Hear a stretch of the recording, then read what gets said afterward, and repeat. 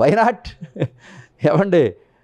అసలు 2009లో రాజశేఖర రెడ్డి గారు ఉన్నప్పుడు అప్పుడు మినిస్టర్గా ఉన్నటువంటి సబితా ఇంద్రారెడ్డి గారు, చేవెళ్ళ చెల్లెమ్మ గారు, తర్వాత రాజగోపాల్ గారు, లక్ష్మి గారు, మీ అందరూ కూడా శ్రీలక్ష్మి, వీళ్ళందరూ కూడా అవినీతికి అలవాటుపడి ఆ కాంగ్రెస్ పాలనలోనే అప్పుడు వెనక నడిపించినటువంటి శక్తి ఈరోజు మన ముందు మాజీ ముఖ్యమంత్రిగా, అదేవిధంగా పులివెందల శాసనసభ్యుడిగా దెయ్యాలు వేదాలు వల్లిస్తున్నట్టుగా, అవినీతి జరగనట్టుగా,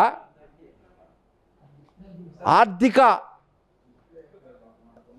కోణంలో ఎన్నో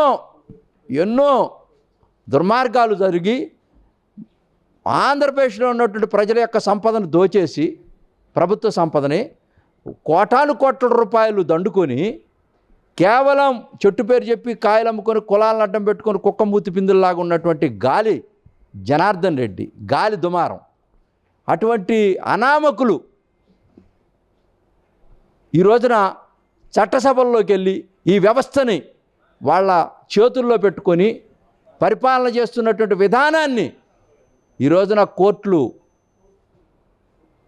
సిబిఐ పెట్టినటువంటి కేసుల ద్వారా ఈ భారతదేశంలో పేదవాడికి న్యాయం జరుగుద్ది, అవినీతి పరులు కటకటాలు పాలు కాక తప్పదు అని ఒక తీర్పు, చారిత్రాత్మకమైనటువంటి తీర్పు ఇవ్వటం ఈ రోజున సెన్సేషనల్గా జరుగుతూ ఉంది. అసలు దీని ఆంతర్యం ఏందో తెలుసా? గాలి జనార్దన్ రెడ్డి ఎవరు బోన్లు వేస్తారు? ఈ జైళ్ళు పట్టుకుంటాయా?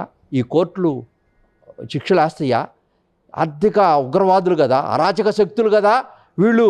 ఆఖరికి జడ్జిలను కూడా మేనేజ్ చేసి వాళ్ళను కూడా జైలుకు పంపించినటువంటి విధానం చూస్తూ ఉంటే పేదవాడికి ప్రజాస్వామ్యంలో భారతదేశంలో న్యాయం జరుగుద్దా అంటే జరిగి తీరింది. ఎన్డీఏ పరిపాలనలో ఈ రోజున శరవేగంగా అడుగులు ముందుకేస్తూ ఏదైతే జగన్మోహన్ రెడ్డి గారితో చేతులు కలిపి ఆనాడు శ్రీలక్ష్మి గారు, ఎవరైతే గాలి జనార్దన్ రెడ్డి గారు ఇత్యాదులు, ఇప్పుడు కసిరెడ్డి దాకా జరుగుతున్నటువంటి వ్యవహారాలు మొత్తం కూడా 16, 17, 20 కేసుల్లో నాకు జైలు పడదు అనేటువంటి, నేను లక్షల కోట్లు సంపాదించాను, ఈ అధికారాన్ని అడ్డం పెట్టుకుంటాననేటువంటి అన్నీ కూడా పంచలైపోయాయి. జగన్మోహన్ రెడ్డి గారు రెడీగా ఉండండి. మీరు అనుకుంటా ఉన్నారు ప్రతి శుక్రవారం ఎందుకు వెళ్ళట్లేదు, మేనేజ్ చేస్తూ ఉన్నారా? అదివరకంటే ముఖ్యమంత్రి అన్నారు, ఇప్పుడేంటి? ఎందుకు?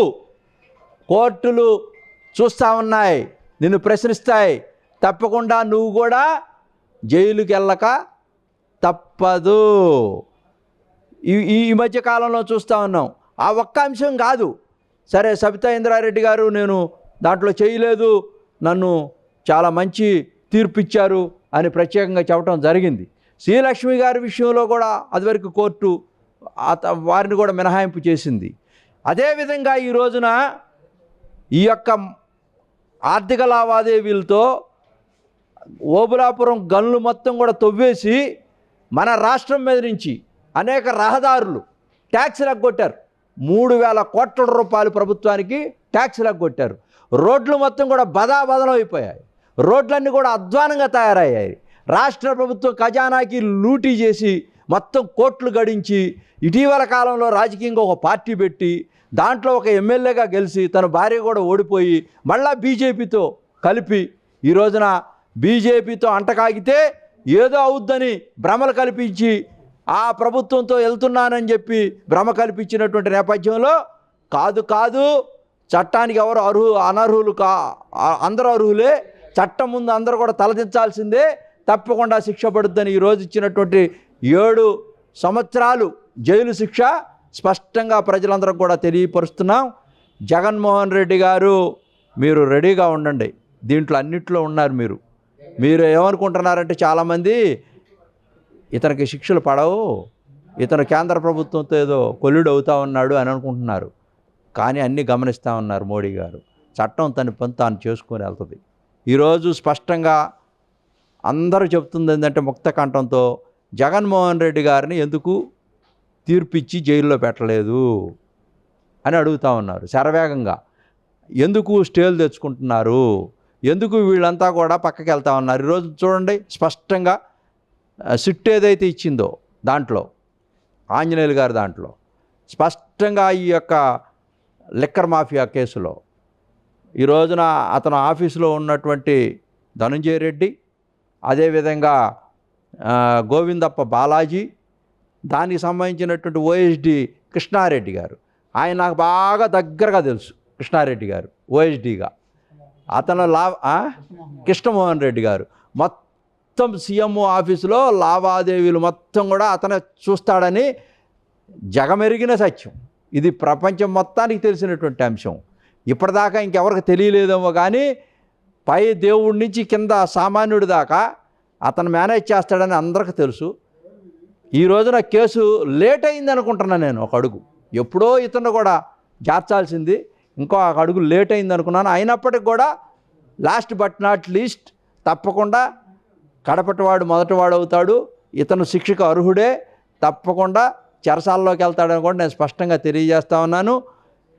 నిన్న మొన్న చాలాసార్లు తెలుగుదేశం పార్టీ మీద దాడులు జరిగినటువంటి నేపథ్యంలో అనేక అవినీతి కార్యక్రమాల్లో చంద్రబాబు నాయుడు గారిని జైలుకు పంపించినటువంటి కార్యక్రమంలో కూడా కేవలం ఫ్యాబ్రికేట్ చేసి దొంగ అంటే దొంగ దొంగ అని ఎమ్మటపడినట్టుగా చంద్రబాబు నాయుడు గారిని కూడా నేను జైలుకు పంపించాను, నేనే కాదు జైలుకి వెళ్ళిందని చెప్పటం కోసం తను చట్టాలను చేతిలోకి తీసుకొని తను జైలుకు పంపించినటువంటి వైనం ఈ రోజున నువ్వు ఈ రాష్ట్రంలో అధికారాన్ని కోల్పోయావు, స్పష్టంగా తెలుస్తూ ఉంది. రెండో అంశం ఏంటంటే, ఇక్కడ జగన్మోహన్ రెడ్డి అనేటువంటి వ్యక్తి దాదాపుగా ఈ రాష్ట్రంలో మొన్న జరిగినటువంటి ఎలక్షన్స్లో నేను చెప్తా ఉన్నాను, ఒక్కొక్క మీటింగ్కి 90 కోట్ల రూపాయలు వెచ్చించాడు ఒక్కొక్క మీటింగ్కి. అంటే దాదాపుగా అతను ఈ రాష్ట్రంలో 150 మీటింగులు పెట్టాడు. 150 నియోజకవర్గాల్లో 90 కోట్ల రూపాయలు వెచ్చించి ఎంతైందండి? కొన్ని వేల కోట్ల రూపాయలు. అంటే ఎన్ని ఎక్కడి నుంచి వచ్చినాయండి? అసలు ఈ డబ్బులకి అద్దుపొద్దు లేదా? వీటి మీద నిఘా లేదా?